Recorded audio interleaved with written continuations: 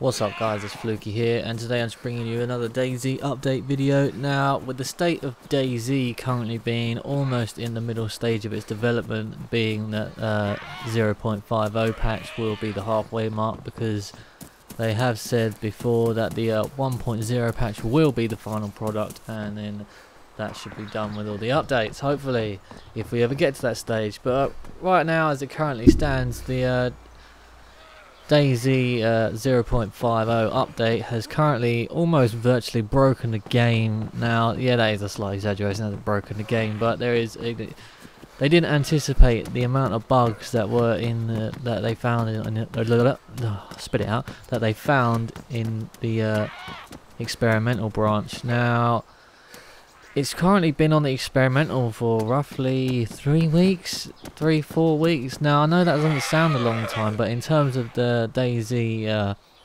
could be even a bit longer than that. In terms of the DayZ 0.50 update being on experimental, if you think about it, the other updates like 0.7, 0.8, 0.48, sorry, 0.49.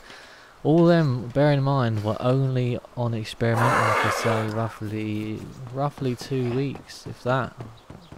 Probably about 2 weeks, yeah. So obviously there has been a lot of bugs that they found, but some good news. We do have the first ever DayZ standalone bit of barricading.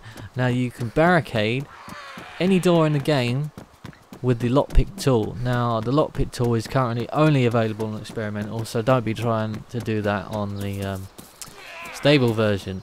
Now, they have also added private hive servers, which means you can actually lock your server and whatnot, you know. So if you've got a community, you can have a community server specifically for your community and no one else. Now, that is not to say that it will not be on the hive. It will be on the hive, but it will not, obviously, you know, be accessible to everybody in the public, just people that you obviously allow. Now, as of the stand-up notes for the week of the 20th of October this year, which is 2014, obviously they are currently doing some improvements. The art department are currently working on the skybox and lighting improvements, and more crafted leather items, such as maybe a hat. I don't know, we'll wait and see. Obviously they're working on women's clothes, I think shorts and sweaters. They are currently also polishing up the bush rag and 3D camo for various weapons, and also prison, not prison officer, the prisoner's uniform. So that'd be pretty cool. Some tidying up the medical scrubs, the Stayer ARG weapon. For those who don't know, it's like an assault rifle, looks pretty cool. Large tents they're also working on, and various new environment models.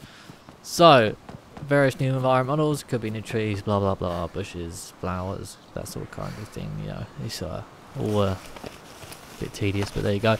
Now, the animation department is currently working on sitting gestures and polishing them up, the prone animations with pistols. So obviously if you need it down with your pistol, they're also polishing that up. Now, they are currently working on some new hand poses, which are when you're holding items, so I don't know, we'll see what that brings. Obviously the ring clothes doesn't really have an animation yet, so they are currently just finishing that off. And binoculars animation is graph tuning. Now, they are working on a bow reload animation, which is in progress. Doesn't really say how far. I would probably guess that they are about halfway through that. Obviously not all the way through, but there you go. Now, some of the design team are currently working on bugs fixing. Just for an example, I'll just give you a couple. Repairing leather items, struggling, and containers and tent pitching all had bugs, and now they are currently working on that. They're working on configs and scripts for new items such as the heat pack, and they are also bringing in shoes and foot damage. This is pretty cool. Now, expansion of the weather impact, obviously that is going to reach further beyond than what it does now, so we'll have to wait and be seeing what that brings. They're also doing a bit of a loot table maintenance. They're doing damage and destruct textures to obviously things. Now, they're also doing some advanced melee, obviously the barricading, the animal companions, loot distribution, injured characters, controls, inventory and vehicles. Now, Obviously there's a lot there, so I wouldn't expect to see a major difference with this coming in soon, hopefully. Now, programming is currently working on critical inventory fixes, unintentional weapon switching, new game controls, where they're talking about having just like one main action button. So if you've got a can, you don't have to go into your menu, right click it and click eat. You could just press this button, whichever it may be, you know, space, E, whatever, you know, and it will just do it. It will just eat the can. Not literally eat the can, eat the food inside the can. Obviously they're working on loot distribution improvements, because at the moment it's a bit retarded. And gameplay statistics, they're working on door states and persistency, implementation of the V3S vehicle, and zombie and animal AI. So there you go. The first vehicle will be the V3S. Now, for those of you who don't know what it is, I'll try and find you a picture and whack it in the video, but there you go, that's what it is. If you like the video, guys, stay tuned for more updates on DayZ and other games. I'm Fluky, and thanks for watching.